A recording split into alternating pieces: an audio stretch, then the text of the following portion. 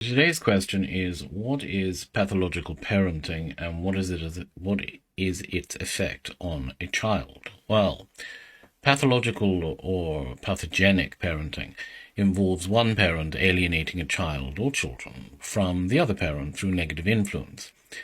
And by means of psychological manipulation, an alliance with the child is formed, whereafter the child is influenced to share that parent's negativity, and even their delusions about the other parent. Now, pathological parenting is the psychiatric term for what is generally known as parental alienation. And the biggest advantage of the term pathogenic parenting is that, unlike parental alienation, it can be psychologically diagnosed by a psychiatrist.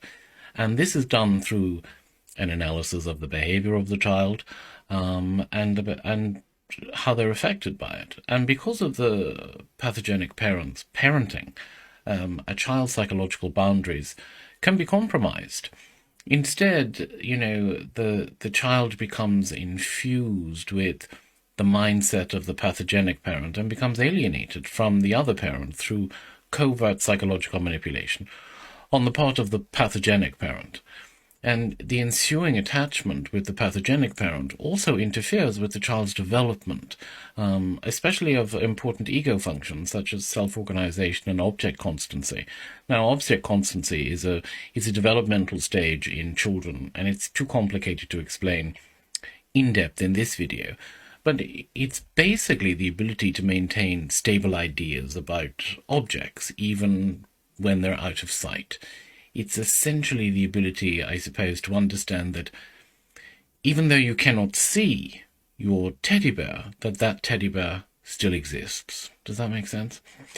Ultimately, the process of alienation can lead not only to the child having difficulty trusting others and forming relationship, but it also manifests in mental illnesses such as childhood anxiety and depression. So, pathogenic parenting is a very destructive form of parenting, but as I said, it's more colloquially known as parental alienation.